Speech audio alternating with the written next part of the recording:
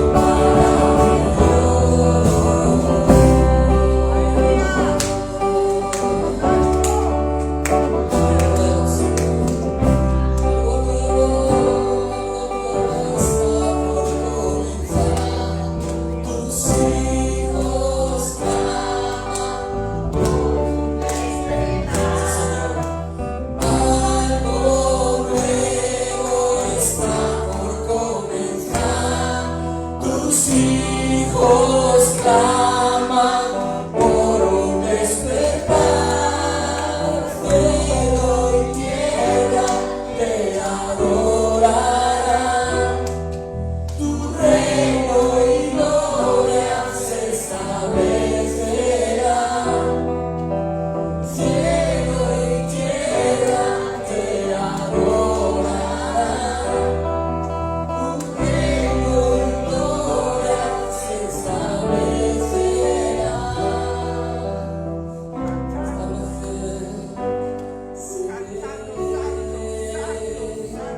Delante de tu presencia, Señor. Aleluya, aleluya. Estamos delante de ti, Señor, delante de tu presencia. Nada se puede estar de ti delante de ti, Señor. Tu presencia es más fuerte, Señor, que todo, Jesús. Aleluya.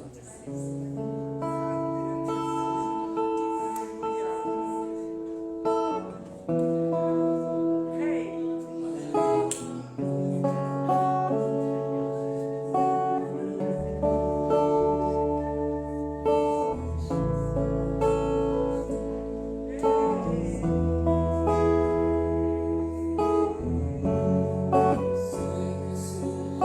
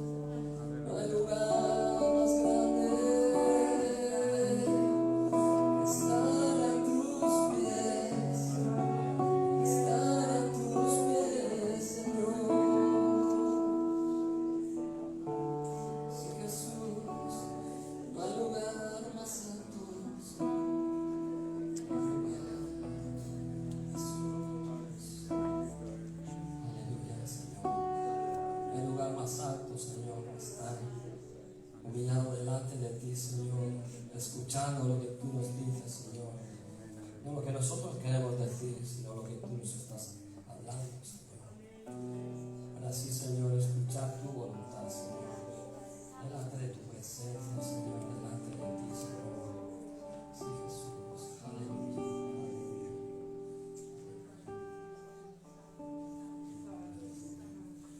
Gracias, Jesús.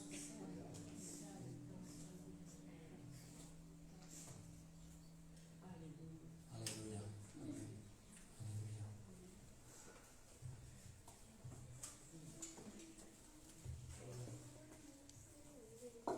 Gracias, Señor. Gracias, Jesús.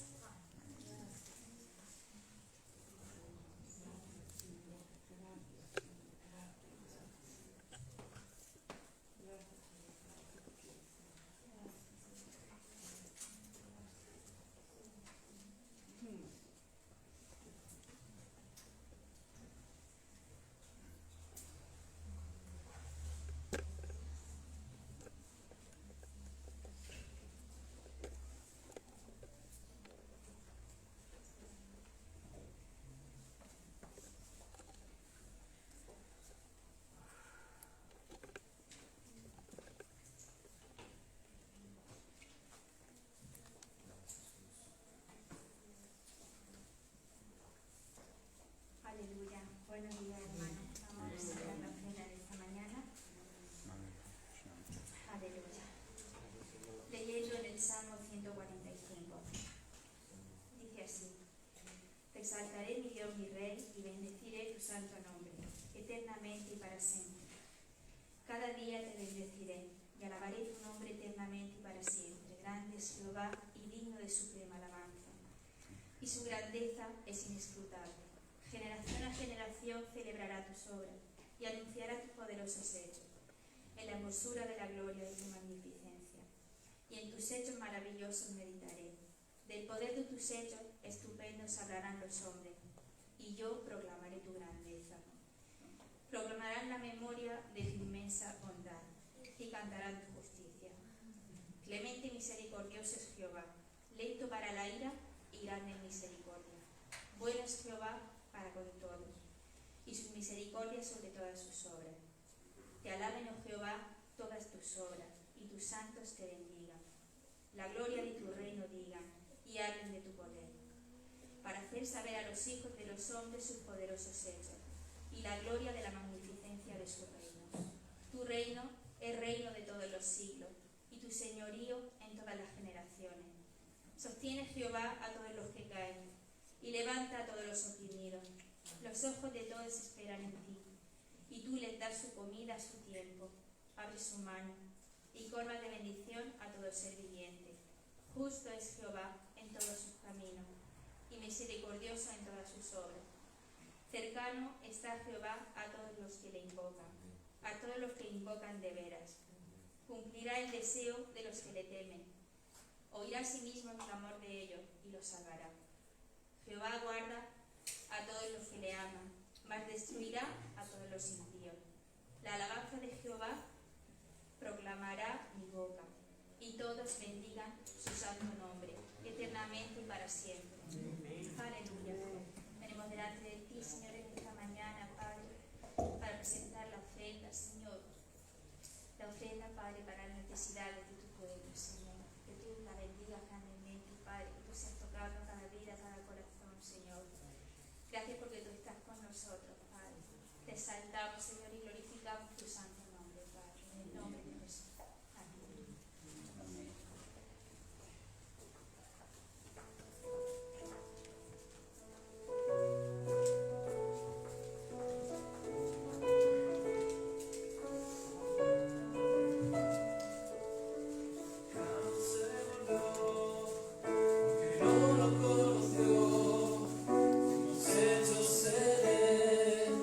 Justicia de Dios.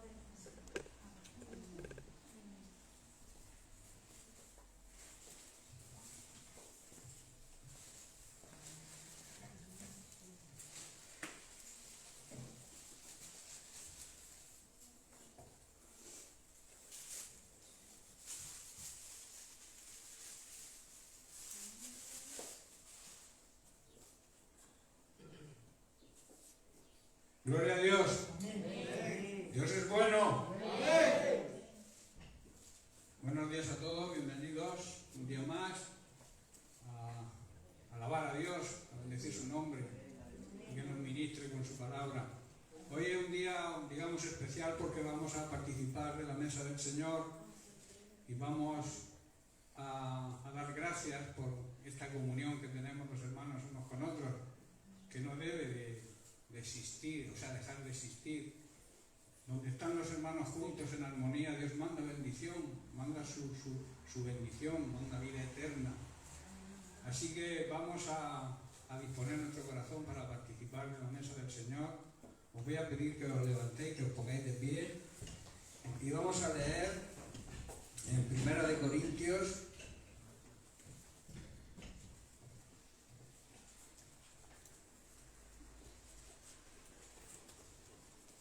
en el capítulo 11, a partir del verso 23, donde Pablo dice: porque yo recibí del Señor lo que también os he enseñado, que el Señor Jesús, la noche que fue entregado, tomó pan, y habiendo dado gracias lo partió y dijo: tomad, comed, esto es mi cuerpo, que por vosotros es partido, haced esto en memoria de mí. Asimismo tomó también la copa después de haber cenado, diciendo: esta copa es el nuevo pacto en mi sangre, haced esto todas las veces que la bebiereis en memoria de mí. Así pues, todas las veces que comiereis este pan y bebiereis esta copa, la muerte del Señor anunciáis hasta que Él venga. De manera que cualquiera que comiere este pan o bebiere esta copa del Señor indignamente, será culpado del cuerpo y de la sangre del Señor. Por tanto, debe probarse cada uno a sí mismo y así comer del pan y beber de la copa. Porque el que come y bebe indignamente, sin discernir, sin distinguir, significa el cuerpo del Señor, juicio come y bebe para sí. Y dice el verso 30, por lo cual hay muchos enfermos y debilitados entre vosotros, y muchos duermen, muchos están muertos espiritualmente hablando. Y luego el verso 31 dice: si pues nos examinásemos a nosotros mismos, no seríamos juzgados, no seríamos condenados, mas siendo juzgados somos disciplinados por el Señor para que no seamos condenados con el mundo. Amén. Qué bueno es entender la palabra de Dios y darnos cuenta de que cuando Jesucristo instituyó la Santa Cena, en la última cena que Él estuvo con sus discípulos, marca unos principios bíblicos, y es que tenemos que ser dignos de participar unos con otros de lo que Dios nos ordena. No sé si entendéis. Si Dios nos ordena que debemos participar, no solamente en el partimiento del pan, hay muchas cosas que debemos participar los unos con los otros. Y ese es un principio bíblico que nos enseña Jesucristo aquí, que debemos participar y ser dignos, merecedores de poder participar unos con otros. Lo más importante es participar en santidad, que la santidad reine dentro del cuerpo de Cristo. Hemos sido llamados a ser santos y hemos sido santificados no por nuestros méritos, sino por los méritos de Jesucristo, por lo que Jesucristo hizo hace más de 2000 años en una cruz, morir en nuestro lugar, para que la deuda que nosotros teníamos, la paga del pecado, que era la muerte espiritual, que era la condenación, nos diera vida. Su muerte a nosotros nos transmitió vida. Por eso tenemos que ser agradecidos con Dios y ser dignos merecedores de participar de las cosas del Señor. Hoy vamos a participar de la Santa Cena y vamos a dar gracias como Jesús dio. Voy a pedir al hermano Diego que por favor dé gracias por el pan y por la copa. Gracias, Padre Santo. Estamos delante de ti, Señor, delante de tu presencia. Mira a estos símbolos, Señor, este pan que representa, Señor, cuando tú fuiste inmolado, Señor, en tu propia carne, Señor. También el vino que representa también tu sangre, que también fue igualmente derramada para darnos a nosotros, Señor, esa salvación que tú nos has traído, Padre. Te damos las gracias, Dios mío, que cada uno que se acerque lo haga con todo su cabeza en su sitio, que no haga las cosas a la ligera tiene que pedir perdón o cualquier otro problema que exista, que lo arregle. Damos las gracias, Padre, por estos símbolos y sobre todo porque tú lo dejaste instituido. Te damos las gracias en el nombre de Jesús. Amén. Amén. Bien, pues todos aquellos que se sientan dignos de poder participar, podéis acercarse a la mesa del Señor.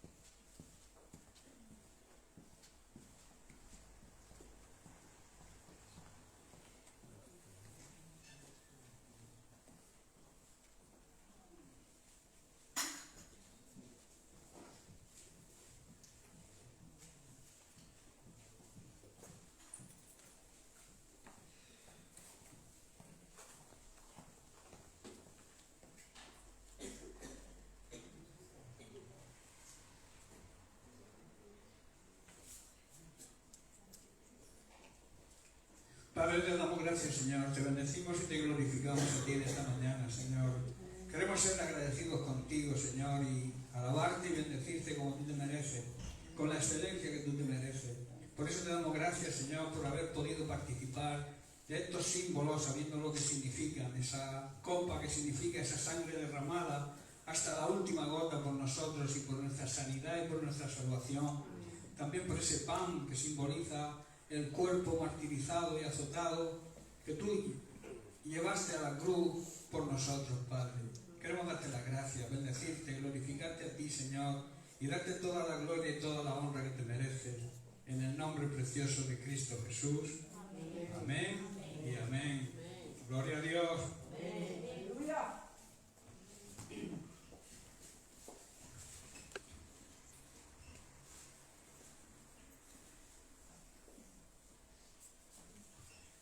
Bien, pues pasamos a la administración de la palabra. Preparémonos para que esa palabra que Dios ha preparado para nosotros hoy caiga en buena tierra. Habéis traído la tierra bien labradita, regadita eso para que la palabra caiga y produzca fruto. Si la tierra está dura, es imposible que produzca fruto. La semilla rebota. Pero si somos como tenemos que ser, si actuamos como debemos actuar, esa semilla va a brotar. Porque el problema no está en la semilla, lo sabíais, ¿no? El problema está en la tierra. Bien, pues quiero continuar con el tema que comenté la semana pasada, que hablaba de la manera de vestir de un hijo de Dios.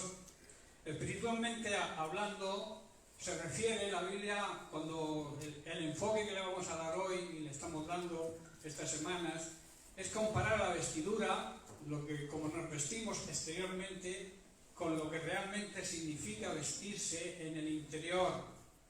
La belleza interior es mucho más importante que la belleza externa.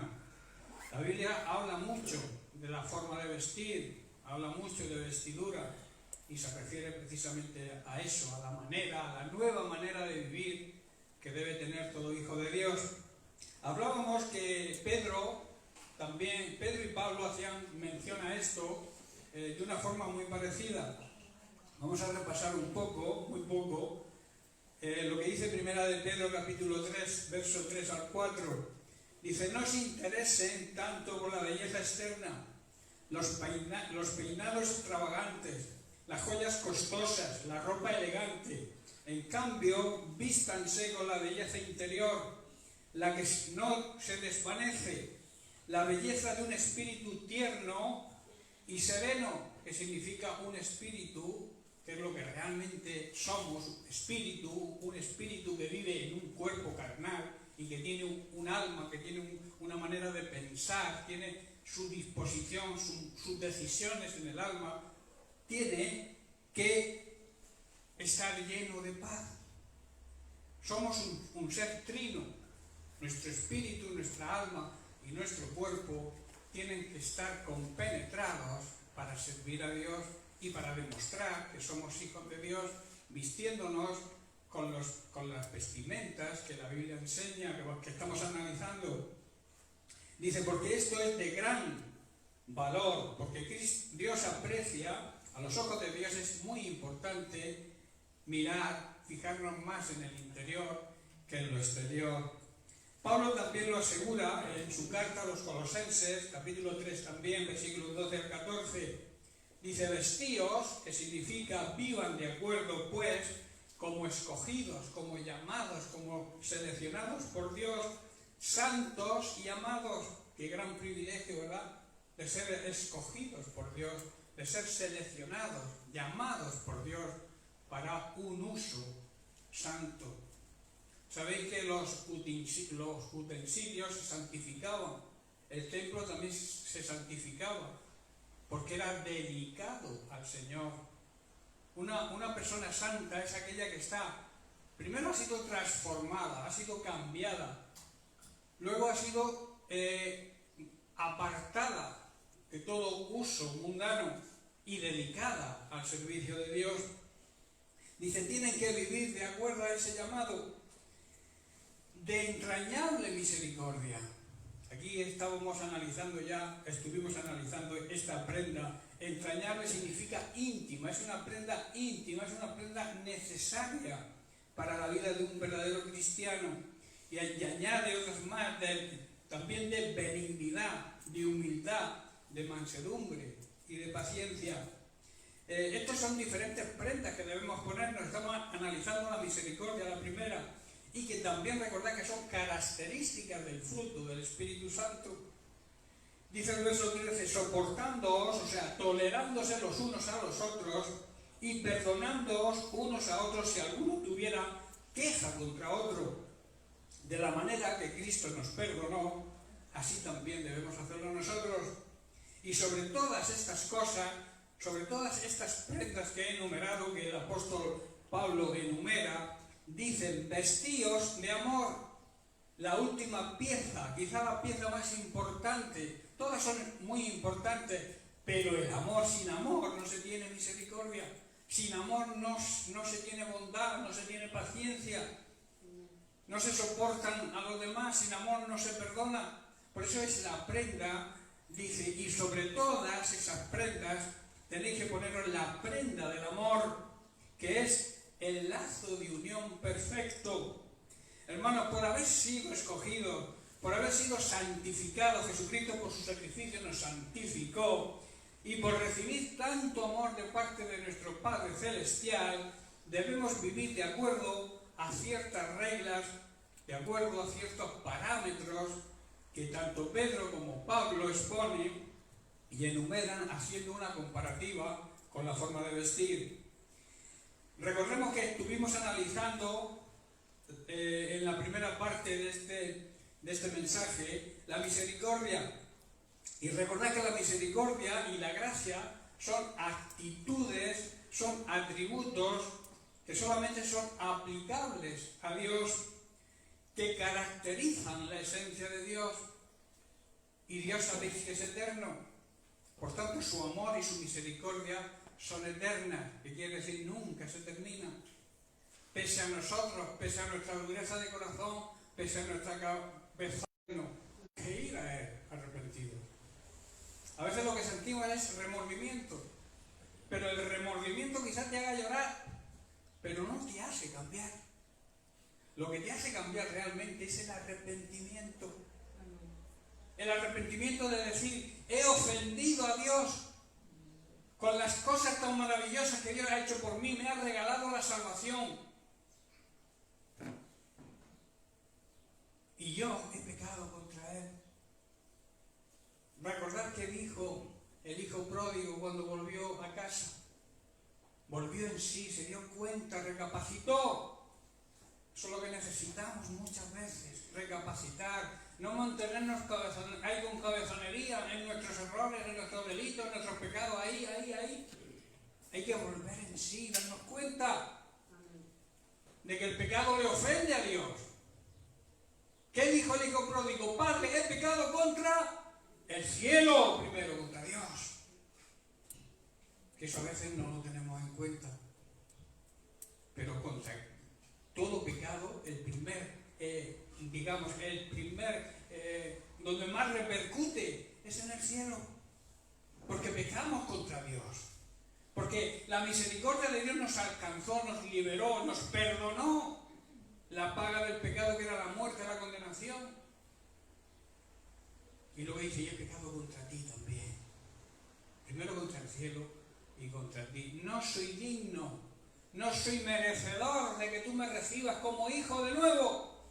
Pero ya que no tengo esa dignidad, ya que la he perdido por mi mala conducta, quiero ser como uno de tus jornaleros.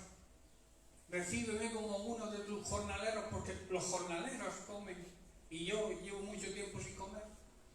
El que se aparta de la bendición de Dios, el que se aparta de la casa del Padre, deja de comer, se muere. Por eso hay que recapacitar, hay que volver en sí y darse cuenta que alejados de Dios estamos perdidos, estamos muertos. Quizás no nos demos cuenta, digamos por las pasiones juveniles, por los deseos de la carne, digamos, bueno, ya tendremos tiempo.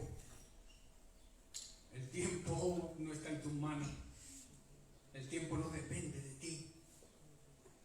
Nadie puede asegurar que mañana o dentro de 5 minutos esté vivo, nadie puede tener las certezas. Por eso tenemos que vivir en el orden de Dios. Tenemos que vivir obedeciendo a Dios. Aunque nos cueste, aunque a veces no entendamos lo que Dios nos manda, la obediencia a Dios tiene que ser pronta. Tiene que ser total y sin poner condiciones. Tú lo dices, yo lo creo y lo hago. Aunque yo haría otra cosa, porque la carne me lleva a otra cosa. Pero la obediencia a Dios recibe la misericordia de Dios. Si tú te das cuenta y recapacitas, tendrás bendición. Pero Él no te va a obligar. Dios no le quita la voluntad a nadie. Eres tú que tienes que someter tu voluntad a la voluntad de Dios. El mismo Jesús fue un gran ejemplo de eso, ¿verdad? En Getsemaní. cuando dijo, Padre, si es posible, aparta de mí este mal trago que tengo que pasar. Tengo que sufrir físicamente, pero lo peor de todo es que tú vas a tener que mirar hacia otro lado. Aunque me amas, tienes que mirar hacia otro lado porque tú no puedes convivir con el pecado. Dios te ama, pero si vives en pecado, Él no puede. Él mira hacia otro lado, no puede convivir con el pecado. Para eso está Jesucristo también. Cuando cometes un error, cuando fallas al blanco, cuando pecas, porque somos humanos y tropezamos, tenemos a Jesucristo como abogado. El problema es cuando pecamos, y pecamos a sabiendas. ¿Entendéis lo que quiero decir?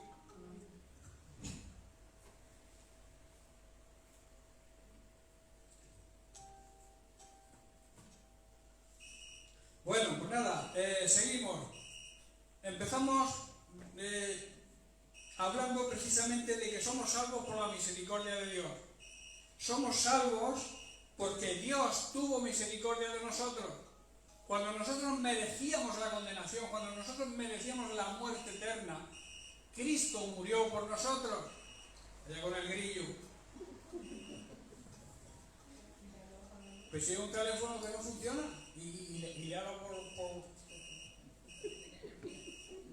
Bien, por este motivo también a Dios se le llama Padre de misericordia y Dios de toda consolación.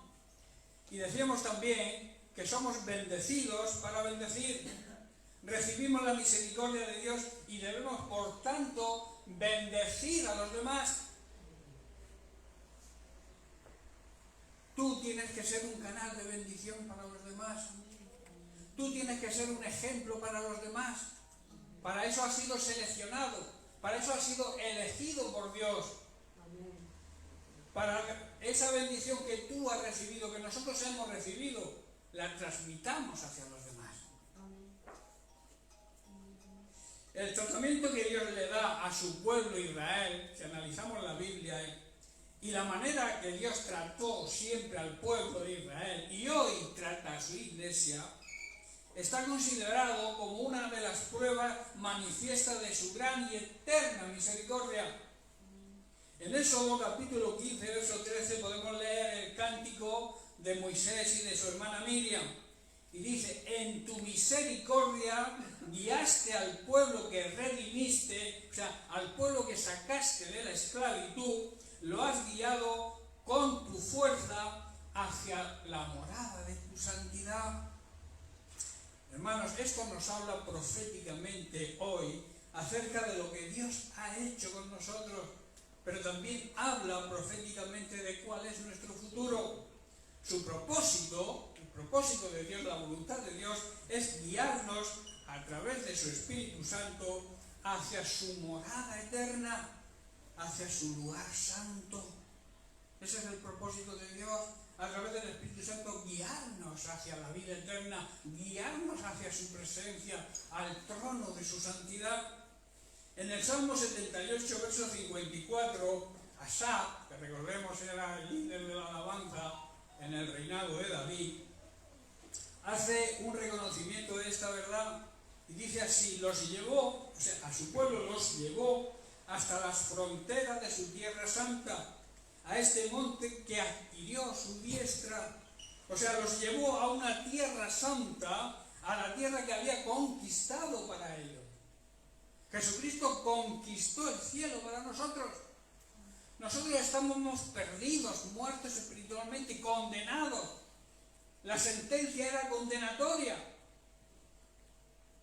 Y Él, a través de su muerte, a través de su sacrificio, a través de su vida ejemplar, conquistó el cielo para nosotros. Eso es un gran privilegio que tenemos, ¿verdad? Que sin merecerlo, Él pagó el precio por nosotros.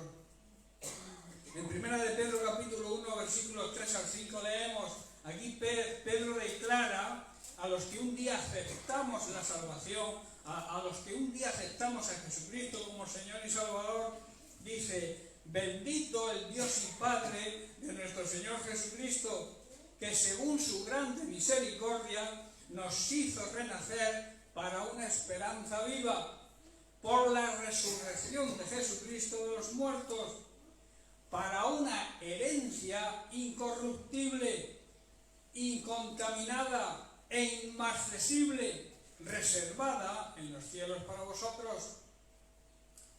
Y el verso 5 dice, que sois guardados por el poder de Dios mediante la fe.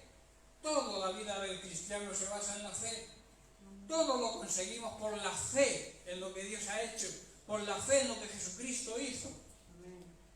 Todo se consigue así y dice, mediante la fe, para alcanzar la salvación que está preparada para ser manifestada en el tiempo postrero, al final de los tiempos. Dicho de otra manera, dice, bendito sea Dios y Padre de nuestro Señor Jesús el Mesías, que según su gran misericordia nos hizo nacer de nuevo hacia una esperanza nueva, viva, por medio de la resurrección de Cristo. Cuando Cristo resucitó, tú y yo resucitamos. Cuando Cristo se levantó de entre los muertos, nosotros que estábamos muertos, también nos levantamos. Claro, si aceptamos, si creemos lo que Dios hizo, hemos dicho que es por fe. Si crees que cuando Jesucristo se levantó de los muertos, tú te levantaste con Él, si lo crees, se hace una realidad. Y entonces Dios vuelve a restablecer la comunión contigo, porque ya no estás en pecado, ya no eres pecador, eres un pecador redimido, un esclavo que Cristo pagó el precio de tu esclavitud y te volvió a hacer libre, te volvió a reconciliar con Él, te puso un anillo, que significa recobras tu identidad de hijo, que es lo que significa cuando el padre le pone al hijo pródigo un anillo, le está diciendo, tú no quieres ser mi hijo, pero yo te acepto de nuevo como hijo, y aquí la prueba, el anillo, la identidad de hijo. Dice, por la fe que tienen, Dios los protege con su poder hasta que reciban esa salvación. ¿A qué salvación se está refiriendo aquí el apóstol? Se está refiriendo nada más y nada menos a la herencia que está nombrando anteriormente, a esa herencia que se manifestará de una manera total, de una manera totalmente efectiva al final de los tiempos, y que gozaremos en la presencia de Dios eternamente. Esa herencia que dice está lista, está preparada para ser revelada en el día final, a fin de que todos los demás lo vean. Aleluya. Tremenda promesa, ¿verdad? Esa herencia, esa salvación, esa herencia, la vida eterna empezamos a vivirla aquí, pero tenemos una herencia que dice que es incorruptible, que no se corrompe, que no se marchita. Está preparada para nosotros si nos mantenemos fieles a Él. Gracias a nuestra fe, está diciendo, Dios nos protege con su poder hasta que recibamos esa herencia, la cual está preparada para nosotros, para que los demás lo vean. En su ministerio público, vamos a analizar la vida de Jesús un poco, vemos cómo Jesús mostró misericordia con los enfermos, con los necesitados, con los que nadie quería, con los desprovistos de atención, con los desamparados, con las viudas, con los huérfanos. En definitiva, Él mostró misericordia con todos aquellos que lo necesitaban, con todos aquellos que estaban necesitados. Vamos a ver algunos ejemplos. En Mateo 9:36 dice, y al ver las multitudes que le seguían, tuvo compasión, tuvo misericordia, porque estaban desamparados y dispersas, estaban perdidas como ovejas que no tienen pastor. Las ovejas se pierden muy fácilmente. Las ovejas necesitan un pastor. De ahí la comparativa que hace Jesús con nosotros y las ovejas. Nosotros sin un pastor nos perdemos. Por eso la necesidad de que cada rebaño haya un pastor que guíe. Por eso Dios instituyó los 5 ministerios y uno de ellos es el pastor. por la necesidad que tenemos, por esa, digamos, esa forma de perdernos tan fácilmente que tenemos, de descuidarnos, de entretenernos en cualquier musaraña y de desviarnos de la verdadera dirección que debemos llevar. Necesitamos un guía y necesitamos un pastor. Y dice que Jesús vio las multitudes y las vio desamparadas solas, no había nadie que las cuidara, y dice, tuvo compasión. En otra versión, en los libros textuales, dice, se le removieron las entrañas. Tremendo. Las entrañas es la parte más importante del ser humano, se refiere a lo más íntimo que tenemos, y dice que a Jesús se le removieron las entrañas. Eso es misericordia, hermano. Cuando tú veas a alguien necesitado, cuando tú veas a alguien perdido y no sientas eso, no estás en el camino verdadero. Porque Jesucristo nos mostró misericordia para que también nosotros mostráramos misericordia. La misma misericordia que nos mostró cuando nosotros estábamos perdidos. Si a ti cuando ves una necesidad no se te conmueven las entrañas, es porque algo falla. Quizás estés jugando a religión, pero Dios no es religión. Dios es otra cosa. Dios es intimidad con Él, una relación de padre a hijo con Él. Y Él nos va a mostrar a través del Espíritu Santo, el Consolador que nos dejó, el segundo Consolador, porque recordemos que el primer Consolador fue Jesús. Por eso dijo, cuando yo me vaya, os enviaremos otro Consolador. Otro quiere decir que el primero era Él. Amén. Amén. Por su condición, como he dicho, las ovejas se desorientan fácilmente cuando no tienen un pastor que las guíe y tienden a perderse. Mateo 14:14, y saliendo Jesús, otro ejemplo, vio una gran multitud y también tuvo compasión, misericordia de ellos y sanó a los que de ellos estaban enfermos. Una prueba también de la misericordia de Dios es que Dios sana, y sana físicamente. Aquí está hablando de enfermos. Los sanó porque estaban enfermos. La misericordia de Dios también se demuestra en la sanidad. Marcos capítulo 1, verso 40. Dice, vino a él un leproso rogándole e hincando la rodilla. Eso es una señal de humildad ante Dios. Hincando la rodilla le dijo, si quieres, puedes limpiarme. ¿Cómo no va a querer Jesús limpiarte si vas a Él en esa actitud? ¿Con qué actitud vamos al Señor pidiéndole perdón? ¿Hincamos la rodilla o decimos, Padre, si te he ofendido, perdóname? Que lo que hacemos algunas veces eso no es pedir perdón. Pedir perdón es reconocer que has ofendido al hermano. No si te he ofendido. No, tú sabes que lo has ofendido, pídele perdón correctamente. Dice, hincando la rodilla le dijo, si quieres, puedes sanarme, limpiarme. Sabemos que la lepra en la Biblia simboliza el pecado. Y sabemos que la lepra es una enfermedad que mata. Es una enfermedad terminal que se suele decir físicamente. El pecado, hermanos, también mata espiritualmente. Es la lepra espiritual. Dice el verso 41, y Jesús vuelve a repetir la frase, teniendo misericordia de él, extendió la mano. Aquí quiero abrir un paréntesis. Extendió la mano. Estaba a menos de medio metro o 40 centímetros de él. A veces pensamos que Dios está lejos. Y Dios está muy cerca de nosotros. Los leprosos no se podían tocar. La gente huía de los leprosos.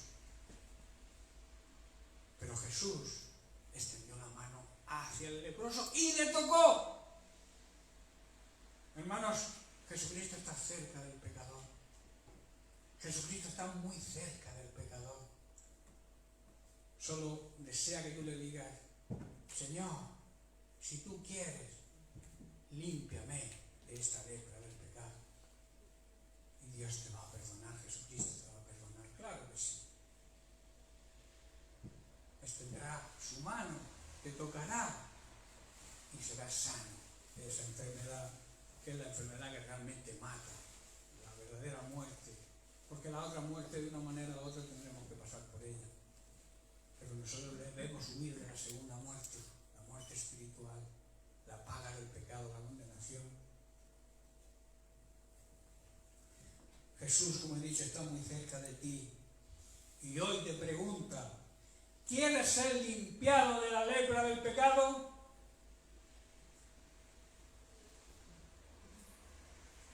Él solo espera una respuesta de ti, porque Él sí quiere, pero tú tienes que decirle: sí, límpiame, quiero ser limpio. Y Jesús te va a limpiar, claro que te va a limpiar.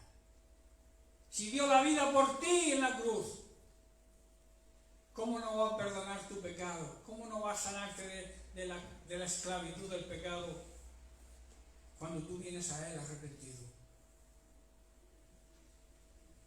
Jesucristo quiere hacerlo, esa es la prueba de su misericordia, pero necesita que tú decidas, que tú desees ser limpiado. Espiritualmente estamos muertos, pero Él quiere darnos vida, quiere librarnos de la muerte espiritual, de la muerte eterna. Claro, cuando tú vas en esa actitud al Señor, vas a recibir la respuesta que recibió este leproso. Recibirás vida. Dice que el Señor extendió la mano y le tocó y le dijo: quiero ser limpio. Si no te conmueve eso las entrañas, esta actitud de Jesús tiene que conmovernos, movernos a la misericordia que hemos recibido, dejar el pecado y empezar a actuar en misericordia, como Él nos enseñó y nos demostró. Veamos otro ejemplo, Mateo 14, versículos 14 al 16. Aquí vemos la alimentación de los 5.000. Dice: y saliendo Jesús, vio una gran multitud, y vuelve a decir, y tuvo misericordia, tuvo compasión, se le enternecieron las entrañas, y sanó a los que de ellos estaban enfermos. Verso 15, cuando anochecía, se acercaron a él sus discípulos diciendo: el lugar es desierto y la hora ya pasada, despide ya a la multitud para que vayan por las aldeas y se busquen la vida. Esa era la actitud de los discípulos. Estamos cansados, llevan mucho tiempo predicándole, tú también debes descansar. Que se vayan ya.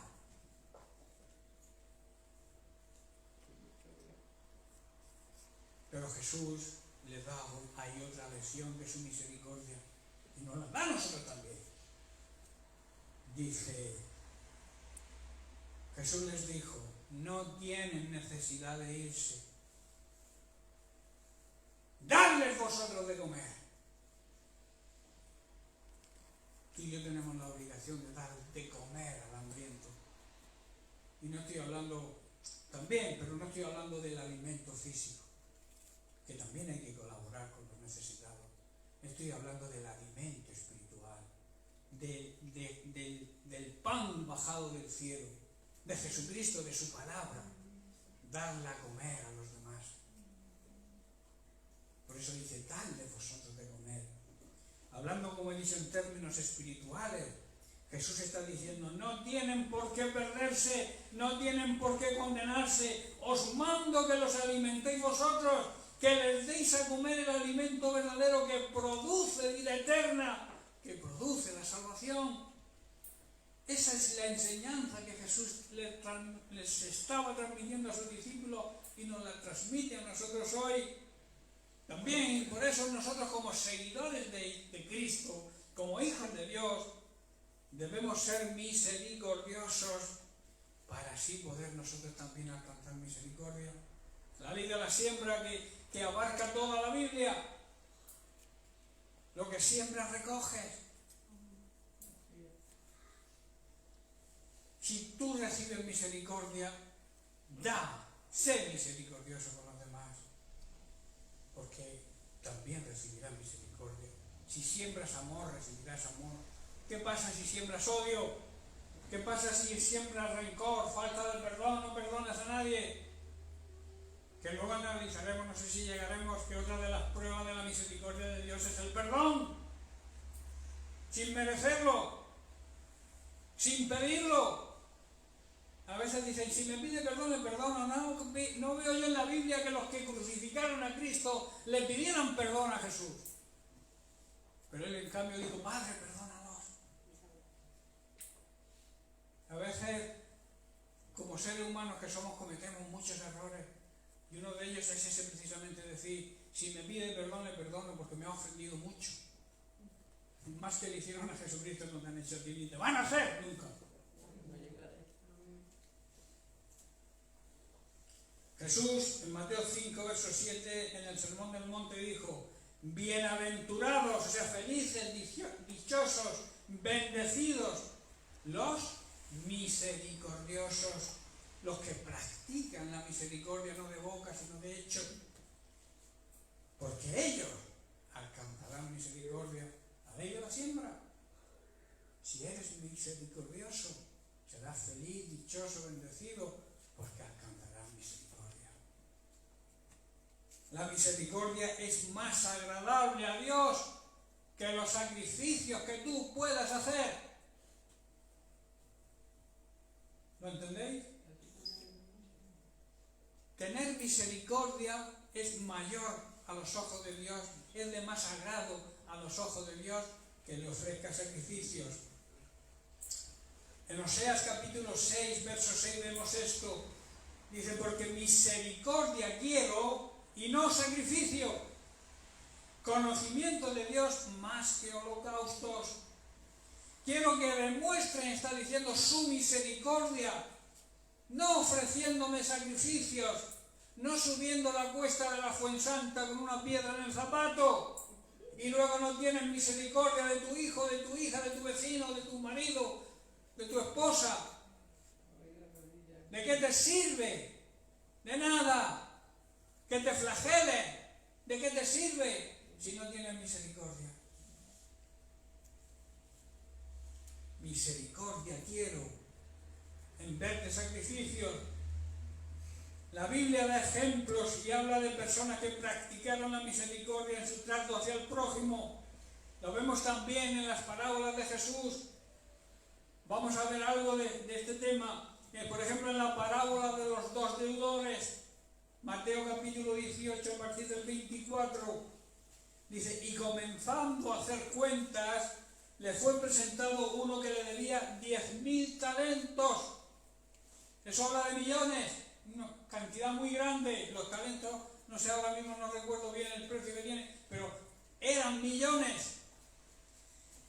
Dice, a este, como no pudo pagar, ordenó su señor venderle y a su mujer e hijos y todo lo que tenía para que pudiera pagar la deuda.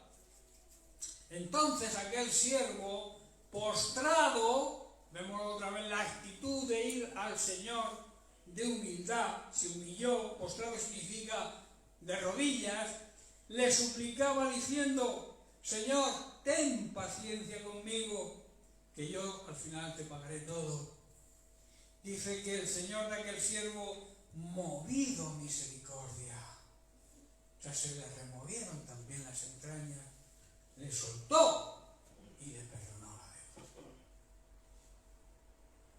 Luego vemos que este siervo no actuó después de la misma manera y acabó mal, acabó en la cárcel. Pero aquí vemos, aquí de lo que se trata es de ver la misericordia que actuó el Señor de este siervo. Esto también habla de lo que Dios hace con nosotros. Cuando nos humillamos, cuando reconocemos nuestros pecados y nos arrepentimos, Él pone en práctica su misericordia y nos perdona. La mayor prueba de misericordia que hay y que Dios demuestra es el perdón de pecados. Aparte de cubrir tus necesidades, aparte de solucionar tus problemas, que también es misericordia de Dios, la mayor prueba es que sin merecerlo, Dios nos perdona los pecados. También vemos en la parábola del buen samaritano en Lucas 10, versículos 33 y 34, dice, entonces pasó un samaritano despreciado, que eran los samaritanos con los judíos no se trataban, eran despreciados por los judíos. Dice, y cuando vio al hombre herido, tirado, sintió misericordia, se le acercó, le curó las heridas con vino y con aceite de oliva y se las vendó. Luego lo subió en su burrito y lo llevó hasta un alojamiento donde cuidó de él. Pasó un sacerdote, representante de la religión. Pasó un levita, los que estaban en el templo, cuidaban el templo y eran los encargados de la alabanza. También pasó y como era samaritano lo despreciaron. Pero uno que no era del pueblo judío, que era samaritano, tuvo compasión y lo curó, lo sanó y cuidó de él. Eso, hermanos, también es una simbología de lo que Dios hizo por nosotros, pagando nuestra deuda, cargando con nuestro pecado, sufriendo el castigo que solamente nosotros merecíamos. Pero ahí surge la misericordia de Dios y la compasión al enviar a su único Hijo Jesucristo a morir en nuestro lugar, cumpliendo la sentencia contra nosotros que nos era contraria. O sea, teníamos una sentencia. Un juez, cuando dicta una sentencia en firme, puede ser absolutoria o condenatoria, ¿no? La nuestra era condenatoria. El acta de la sentencia era condenatoria y Cristo la cogió y la clavó en la cruz. Tremenda, eso es prueba de misericordia. Colosenses capítulo 2, versículos 13 y 14. Dice, y a vosotros, se dirige a la iglesia, a vosotros estando muertos en pecados, porque el pecado mata, y en la incircuncisión de vuestra carne os dio vida juntamente con él. ¿Cuándo nos dio vida? Cuando resucitó. Por eso, como he dicho antes, cuando Jesucristo resucitó, tú y yo también resucitamos. Es la victoria de Cristo, es nuestra victoria.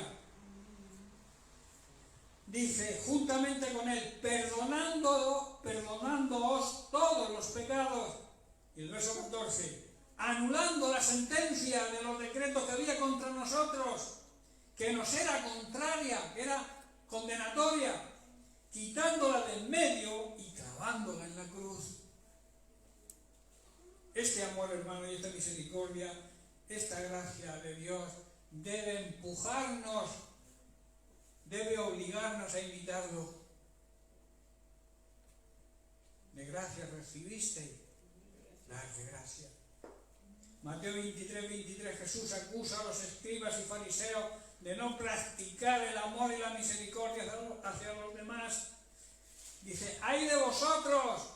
¿Qué quiere decir? Os va a ir muy mal. Escribas y fariseos hipócritas.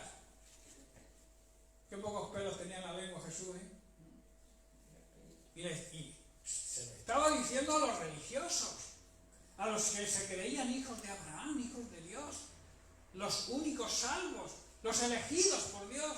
Les dice, hipócritas, os va a ir muy mal. ¿Por qué? Porque diezmáis la menta y el eneldo y el comino y dejáis lo más importante de la ley, ser justos y la misericordia y la fe. Y luego añade para aquellos que esto es necesario hacer sin dejar de hacer lo otro.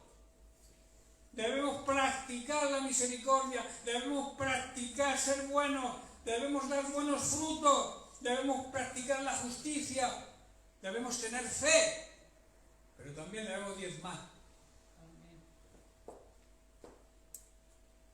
Hay quien dice que el diezmo no es para este tiempo. Eso lo dicen aquellos que le duele meter la mano al bolsillo. Dicen que el diezmo es del antiguo pacto. Y yo digo, no matar también del antiguo pacto. ¿Dónde está escrito no matar, no robarás? en el antiguo pacto. Como está en el antiguo pacto, pues yo ahora puedo matar, y puedo mentir, y puedo robar. ¿No es así? Excusas. Miseria humana. Se pierde en la bendición de Dios. Porque hay una ley que se cumple siempre. Si tú robas a Dios, te trae maldición. Dios no quiere esa maldición para ti. Eres tú quien la atrae hacia ti cuando le niegas a Dios lo que es suyo. La ofrenda es voluntaria, pero el diezmo es obligatorio. Y hay muchos pastores que huyen de hablar de esto. Pero es bíblico porque está en la Biblia. Y todo lo que hay en la Biblia, como yo digo, es predicable. Lo puedes predicar. Y cuando yo diga algo que no está en la Biblia, me apedreáis si queréis.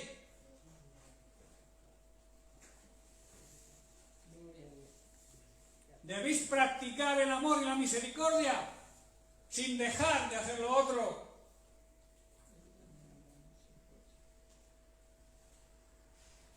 Qué importante y qué maldición nos trae cuando robamos a Dios. ¿En qué me habéis robado? En vuestro diezmo y ofrenda, porque sois unos tacaños y alcahuetes. No quiero maldeciros, pero sois vosotros quien atraéis hacia vosotros la maldición, negándome lo que es mío, lo que me pertenece. Todo es suyo. Todo lo que hay en la tierra le pertenece. Todo. Incluso tu cartera, aunque no quieras. Si Dios permite que tú tengas una buena cartera, sea agradecido con Dios y no le robes.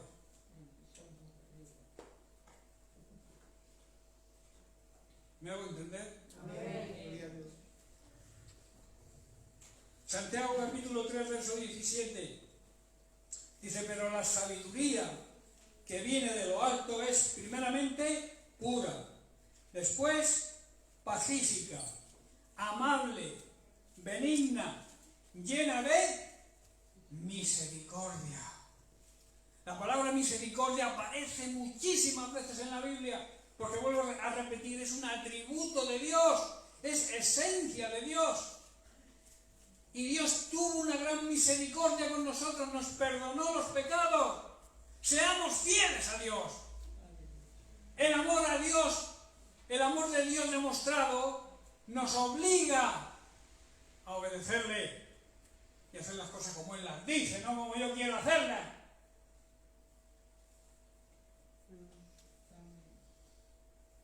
También da buenos frutos, sin incertidumbre, sin duda, ni hipocresía, ni querer aparentar lo que no se es. Analicemos ahora otra consideración sobre la misericordia. La misericordia también debe ejercitarse con alegría y con gozo. Cuando tú practiques la misericordia, que no sea a regañadientes por obligación o porque alguien te empuje, que lo hagas con alegría. Cuando Dios bendice al dador, dice que bendice al dador y ama al dador alegre, también está hablando de dar misericordia, no solamente dar ofrenda, está hablando también de lo que debemos darle a los demás, que es misericordia. Y hay que darla con gozo y con alegría. Dios ama al que hace estas cosas con gozo. No hagan las cosas por obligación, no hagan las cosas porque yo te lo diga. Haz las cosas porque lo sientas. Y como cristianos que nos preciamos o que somos, o que decimos que somos, debemos actuar en misericordia. Y además hacerlo con gozo y con alegría. Romanos 12:8, parte de los deberes cristianos. Dice, el que exhorta, se ocupe de la exhortación. El que reparte, que lo haga con liberalidad, o sea, con generosidad. El que preside, que lo haga con solicitud, con diligencia, con cuidado. ¿Y qué dice? El que hace misericordia, con alegría. Segunda de Corintios capítulo 9, versos 6 y 7. Pero esto os digo, la ley de la siembra, el que siembra escasamente cosechará abundantemente. ¿Dice eso? El que siembra escasamente va a cosechar lo que siembra, escasamente. Y el que siembra en abundancia cosechará también abundantemente. Y luego dice el verso 7, cada uno dé conforme propuso en su corazón. O sea, que lo que des, lo des de corazón, que salga de tu interior. No a regañadientes. Hazlo por amor, no con tristeza, dice, no por obligación. Porque Dios ama al que da con alegría, al que se da a los demás con alegría, al que ofrenda con alegría, al que diezma con alegría, al que tiene misericordia con alegría, el que ayuda a los demás con alegría. El Evangelio es dar, no recibir. El Padre dio al Hijo, el Hijo se dio a sí mismo. Y yo vengo a que me den. ¿No? Si piensas así, no estás en el sitio apropiado. El Evangelio es darnos a los demás. El Evangelio es querer que el reino de Dios avance. Buscar su reino significa eso. Estar pendiente de que el reino de Dios avance. ¿Y cómo avanza el reino de Dios? Demostrando su misericordia y su amor hacia los demás. Y entonces el reino de Dios va a crecer. ¿Por qué no crece el reino de Dios? ¿Por qué las iglesias hoy en día están estancadas y apenas crecen? Porque estamos en el periodo de la apatía. Las iglesias no hemos vuelto conventículos, no hemos vuelto clubes sociales.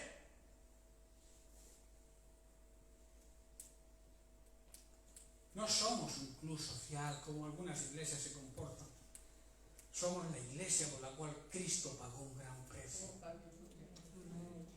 Y debemos demostrarlo, debemos movernos, debemos actuar de la manera que Dios quiere que actuemos. Primero, viviendo en santidad, porque si no vives en santidad no vas a llegar a nadie. Dios no te va a utilizar, Dios no puede utilizar una vasija que no esté apartada, dedicada y consagrada a Él. Limpia tu vaso, limpia tu hogar, limpia tu casa, límpiate tú. Y después podrás llevar el ejemplo a los demás. Que es nuestro trabajo, es nuestra misión. Es como el que va a casarse con un traje de faena, con harapo, un vestido roto, despeinada novia. Yo me imagino una boda así, ¿verdad? Pues a veces como vamos al Señor, que somos la esposa. La iglesia es la esposa del Cordero. La esposa de Jesucristo. Por eso Jesucristo cuando ve a su esposa hace así, Señor. ¿Con quién me he prometido yo? Hermano, no es broma. Tenemos que mentalizarnos de que debemos vivir en santidad. Con unas vestimentas limpias, blancas y resplandecientes. Porque Dios, dice Apocalipsis, nos ha concedido, su iglesia, ese privilegio.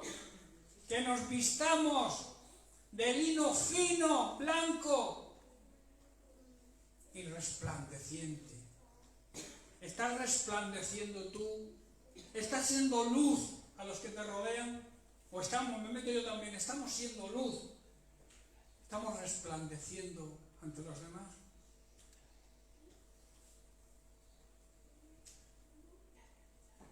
Por último, debemos saber que el perdón, voy a introducir un poco el tema de la semana que viene, que es el tema que he comentado antes. Debemos saber que el perdón es una consecuencia hermosa de la misericordia de Dios, tanto de parte de Dios como también entre los hermanos, entre las relaciones de los cristianos entre sí. Cuando impera el perdón, hay paz. El perdón desata. El rencor ata. Cristo rompe las ataduras. El diablo nos ata. Nos dice, no perdones, no se lo merece. No te humilles ante Él. Devuélvele, véngate de Él. Eso es lo que nos dice el diablo. ¿Pero qué nos dice Jesús? Parte de la misericordia de Dios fue perdonarnos a nosotros, ¿no? ¿Merecíamos el perdón nosotros?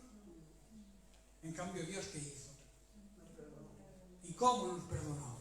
Entregándose totalmente en su vida, digamos, en toda su existencia como hombre en la tierra. Dedicó su vida a servir a los demás. Por eso, si tú te acercas al Señor para que te sirva, te vuelvo a repetir, no vas por el camino correcto. El cristiano debe vivir una vida de servicio. Jesucristo lo demostró y lo dijo. Yo no he venido a que me sirváis. Yo he venido a serviros a vosotros y estoy dispuesto a dar la vida por vosotros.